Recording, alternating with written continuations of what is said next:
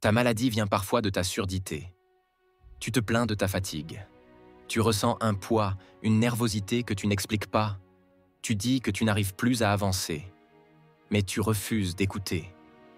Et si ta douleur venait de ton refus d'entendre ce qu'Allah te dit depuis longtemps? Et si ton mal n'était pas dans ton corps, mais dans ton cœur qui a décidé de se taire quand il fallait écouter?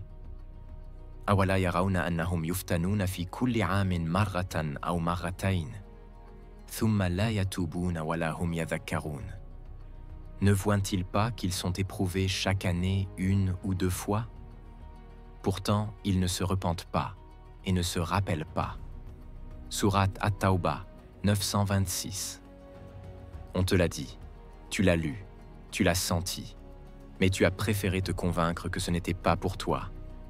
Ta maladie ne vient pas toujours d'un virus, d'un manque de sommeil ou d'un excès de stress. Parfois, elle vient de ton entêtement à ne pas écouter, à ne pas changer, à ne pas entendre cette voix qui te dit « ce n'est plus le bon chemin ». En psychologie, on parle de résistance au changement. On veut guérir, mais on veut garder nos habitudes malades. On veut avancer, mais on refuse de voir que notre propre fierté nous cloue au sol. Le prophète disait « Il n'entrera pas au paradis celui qui a dans son cœur l'équivalent d'un grain de moutarde d'orgueil. » Muslim.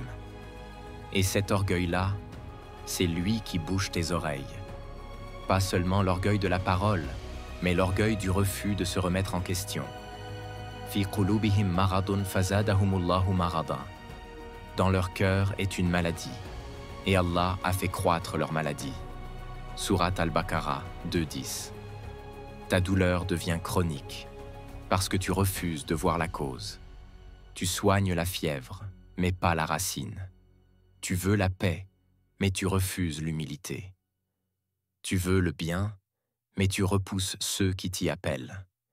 Et parfois, Allah t'éprouve pour te faire entendre. Pas pour te punir, mais pour que tu ouvres enfin les yeux. Et que tu arrêtes de croire que tu es sur le droit chemin simplement parce que tu pries. Qad aflaha man zakaha. Wa qad khaba man dassaha. A réussi, certes, celui qui la purifie, et est perdu, certes, celui qui la corrompt. Sourate Ash-Shams 91, 9-10. La réussite, c'est la purification. Pas l'apparence, pas les paroles, mais l'état intérieur. Et c'est là que tu dois faire un effort. Quand tu reçois une remarque, ne te défends pas tout de suite. Médite. Quand tu tombes malade, demande-toi « Que dois-je entendre ici ?» Quand une porte se ferme, pose-toi « Quelle voie étais-je en train de forcer ?» Tu crois que c'est le hasard. Mais le croyant ne croit pas au hasard. Il croit au message derrière chaque choc. Parfois, c'est ton alimentation qui te parle. Tu manges mal, tu te sens mal. Mais on t'a dit, le prophète a dit, l'être humain ne remplit pas un récipient pire que son ventre. Ahmad. Parfois, c'est ta langue qui t'empoisonne. Tu critiques, tu parles trop. Puis tu sens ton cœur dur. Mais on t'a dit, Allah a dit, dis du bien.